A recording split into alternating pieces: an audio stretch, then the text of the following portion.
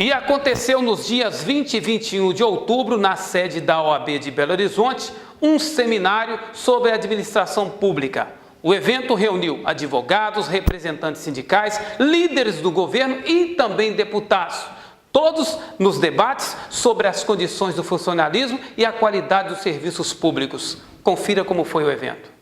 Bom dia, Rogério. Bom dia a todos os seus telespectadores. Realmente um evento magnífico, principalmente porque nós estamos discutindo a administração pública no mês dos servidores públicos. Realmente é uma homenagem aos servidores públicos e neste ato nós tivemos aqui vários representantes do Poder Legislativo, Executivo, Judiciário, vários sindicatos de servidores públicos, dirigentes sindicais, advogados, e está sendo realmente muito interessante, Rogério? Principalmente nesse momento que nós vivemos, onde percebemos um certo avançar de um possível desmonte do serviço público, de um certo receio de um desmonte da Justiça do Trabalho, de um certo receio da precarização dos direitos de vários trabalhadores do nosso país. Bom, esse é um seminário de subimportância, principalmente nessa atual conjuntura, onde que há aspectos que estão em andamento e a administração está ficando cada vez mais gerencial.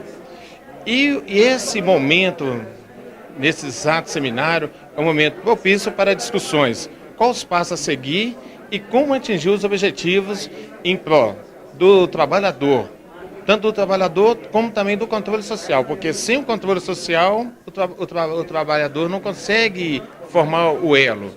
E a grande preocupação que eu acho que deve ser retratada nesse seminário é a questão do teto, que vai limitar os gastos dos gestores na questão da administração. É importante destacar nesse encontro de hoje a participação da sociedade civil e sua aproximação com os órgãos do Estado. Quando se discute administração pública, não é possível fazê-lo sem identificar como a administração pública pode atender a necessidade da sociedade. Então hoje aqui nós temos a sociedade, por meio das suas entidades representativas, cobrando do Estado que execute seu papel no Estado. A participação no sentido de incentivar, de aplaudir e ter um protagonismo positivo no evento. O evento abre uma dialógica muito importante hoje, não só para o Estado, mas para toda a nação. E evidentemente que o Estado de Minas, e segundo princípios jurídicos, valores constitucionais, tais como já mencionados aqui hoje, a gente não poderia se furtar a não só prestigiar, como também integrar o debate e colher daqui os frutos positivos que com certeza nesse tempo de discussão com tantos experts nacionais que são do Estado, do Brasil e também alienígenas, vai ser muito produtivo para a discussão jurídica do tema. Eu falo sempre que os servidores precisam ser valorizados e reconhecidos. Por outro lado, é necessário termos uma legislação que modernize o Estado brasileiro, sobretudo na busca da eficiência. O compromisso do servidor precisa ser com a sociedade, com a eficiência e com o resultado. É dentro dessa ótica que a gente precisa discutir essa questão. E agora nós vamos trazer um assunto muito triste para o Brasil, pois infelizmente foi aprovada em primeiro e segundo turno na Câmara dos Deputados a PEC 241, que é a medida de emenda constitucional que prevê, a partir de 2017, um novo teto para os gastos públicos para os próximos 20 anos. É o investimento mínimo e estado mínimo para os trabalhadores e o povo em geral. Segundo o governo, a medida visa equilibrar a dívida pública, mas nega que os principais prejuízos cairão sobre os pobres, sobre os servidores e os serviços públicos, e em especial as áreas da educação e da saúde fatalmente serão falidas. Para entender tudo isso, nós do Agenda Minas vamos exibir agora um vídeo do portal 2036 que explicam em animação os impactos da PEC 241 na educação. E é só o começo. No ar. E se Jonas fosse filho da 241? Jonas nasceu em 1988, ano em que a Constituição disse que todos tinham direito à educação. Jonas é filho de Arthur, de Raquel e da educação pública. Jonas sempre quis ser astronauta. Ele se alfabetizou, fez o ensino fundamental, o médio, cursou a faculdade e virou engenheiro de patentes. Jonas sempre estudou na escola pública, entrou na faculdade pelo sistema de cotas, Teve bolsa de iniciação científica, de mestrado e de doutorado. Mas e se Jonas fosse filho da 241? O projeto de emenda constitucional 241 prevê uma redução drástica nos investimentos em educação. Se a lei já valesse desde 2005, os investimentos em educação em 2015 teriam caído de 98 bilhões para só 24 bilhões de reais. Isso significa que o aumento de 150% de recursos do Fundo para a Educação Básica entre 2007 e 2014 teria sido impossível. E a escola do pequeno Jonas teria ainda menos recursos. A professora dele ganharia menos e trabalharia em várias escolas para poder sobreviver. Com a 241, o aumento de 100% em vagas nas universidades federais desde 2003 também não teria sido possível e Jonas ficaria mais 2 anos encalhado fazendo o cursinho pré-vestibular. Com a PEC 241, teríamos menos concursos, menos alunos e salários menores nas universidades. Os investimentos em educação ficam limitados ao crescimento da inflação por 20 anos. O professor de Jonas faria bicos de consultoria para complementar o salário e orientaria menos alunos. E o Brasil não teria aumentado em mais de 400% o seu número de mestres e doutores desde 1996. Mas será que a educação e a ciência não cabem mesmo no orçamento? O Brasil gasta quase 50% do PIB em uma dívida não auditada. Por que não conseguiríamos garantir o direito constitucional à educação? Quem é que ganha com isso? Mas Jonas, felizmente, nasceu antes da 241.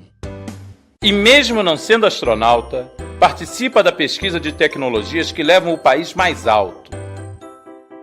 A 241 rasga a garantia do direito à educação. A 241 desperdiça talentos. Condena o Brasil à eterna dependência de produtos primários.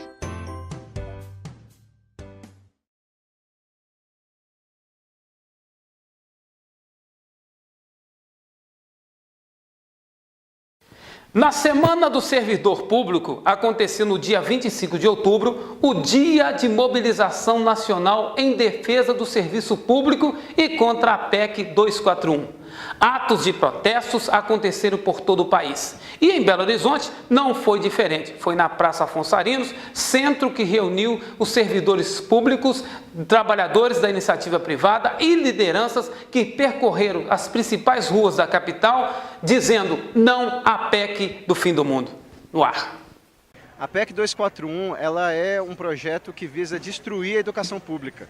Não existe possibilidade de existir uma educação pública de qualidade com a aprovação de uma PEC que congela o orçamento em 20 anos.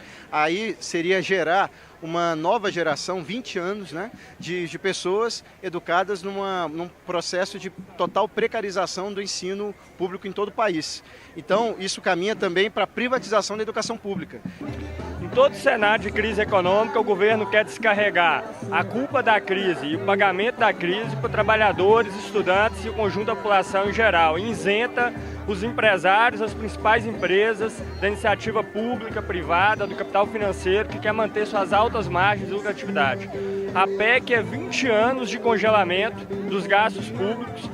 É muito mais do que congelamento, porque a população cresce nesse período. O número de inativos, aposentados também vai crescer e os gastos não podem aumentar um só centavo. No máximo, pode crescer no máximo até o limite da inflação. Isso significa sacrificar a educação, sacrificar a saúde, sacrificar a previdência e manter a prioridade do governo que ele anuncia na PEC, que é o pagamento da dívida pública, que hoje consome 50% do orçamento nacional, quase 50%. É provado que a PEC 241, ela não vai melhorar o país. Ela vai derrubar o país, aliás, já está derrubando o país num caos total, um desgoverno. Acaba a educação para o pobre, para o negro, para a mulher. É isso, é o caminho da falência da democracia. Esse é mais um ato, né, com uma iniciativa bastante importante dos estudantes que estão ocupando as escolas, né, também do Sindirrede, sindicato aqui dos professores da rede municipal, e incorporado por organizações políticas e algumas centrais sindicais também. Esse ato tem uma importância muito grande, porque ele é mais uma atividade rumo à construção de uma greve geral para botar abaixo esses ataques que o governo teve.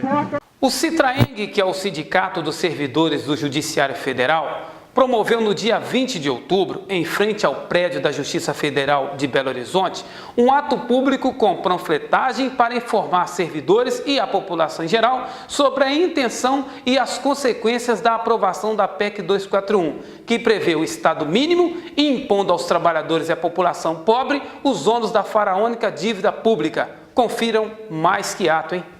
Essas medidas, elas estão fazendo o atendimento de instituições externas ao interesse nacional.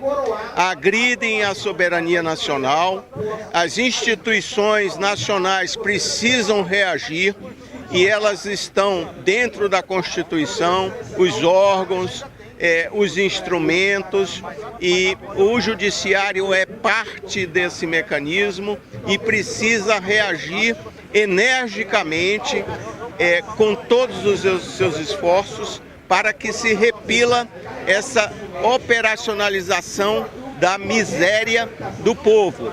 O que o governo está fazendo? Ele está limitando o crescimento do gasto com saúde, com educação, com o salário do servidor nos próximos 20 anos. Vai ser corrigido apenas pela inflação. Então o servidor, diante disso, ele precisa se posicionar, porque se caso isso aconteça, os recursos que são destinados para o serviço público, saúde, educação, investimento público, vão se tornar muito escassos nos próximos 20 anos.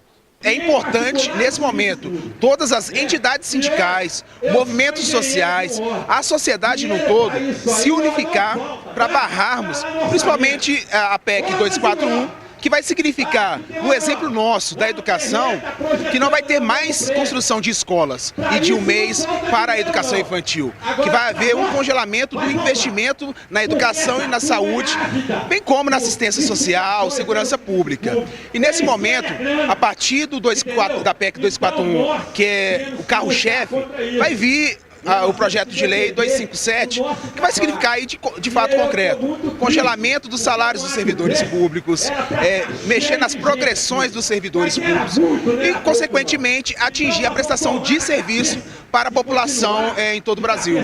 O momento é de muita apreensão, na medida que avançam esses projetos que inviabilizam a prestação para toda a população em nível de Brasil, especialmente de Minas Gerais, quando se cerceiam todos os investimentos de maneira tal que você torna o Estado menos prestativo, fazendo com que os servidores sejam os mais penalizados. É uma caixa de maldade que está sendo colocada pelo governo Temer, e que a tarefa do sindicato é mobilizar os trabalhadores, é construir a luta com outras entidades sindicais, que não é só o judiciário que vai ser penalizado, é todo o trabalhador da iniciativa privada, do serviço público, vai ser penalizado. Nós temos que fazer uma luta única.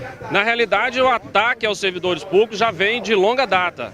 E o que nós precisamos, como servidores, como grupo, como um coletivo, é de fato participar das atividades que as entidades sindicais, as entidades associativas organizam. Infelizmente, muitos colegas não têm tido essa compreensão. Mas eu creio que com o avançar do tempo, os colegas vão se conscientizar disso e vão vir mais para a rua, vão vir para os atos, vai somar a todos que estão de alguma forma participando, e eu creio que com o tempo, nós conseguiremos fazer uma mobilização que surta um efeito prático no corte ou não desses projetos que estão aí a nos prejudicar. E encerramos o programa Agenda Minas de hoje com uma nota de repúdio sobre a decisão do Supremo Tribunal Federal que autorizou o desconto dos dias de greve dos servidores públicos, que é considerada pelos sindicatos representantes do funcionalismo como mais um ataque à democracia e enfraquecimento das negociações coletivas de trabalho dos órgãos públicos. Infelizmente, Essa sentença foi proferida no dia 27 de outubro, véspera que se comemora o Dia do Servidor Público, um presente de grego, quando o Supremo, por 6-4, considerou ilegal a decisão do Tribunal de Justiça do Rio de Janeiro, que proibiu a FEATEC de descontar em folha os vencimentos dos servidores que cruzaram os braços exigindo melhores salários e condições de trabalho. Isso aconteceu no ano de 2006. Bom, essa decisão tem repercussão geral e obrigará todos os tribunais do país a adotarem o entendimento da Corte. Quer dizer, se servidor público fizer greve, terá aí os seus dias cortados baseado nessa decisão. Mais uma vez, os ministros ignoraram o fato de os servidores públicos não terem direito à negociação coletiva, nem à formalização de um acordo coletivo de trabalho com os governos federais, estaduais ou municipais. Ao invés de punição, o Brasil precisa democratizar as relações de trabalho no setor público. O governo precisa regulamentar a Convenção 151 da OIT para que sejam reconhecidos e regulamentados os direitos trabalhistas dos servidores públicos, que também são seres humanos. Eles têm o direito de greve, de negociação coletiva e de ter um acordo coletivo de trabalho. E que essa decisão é um mau exemplo, um retrocesso e um absurdo.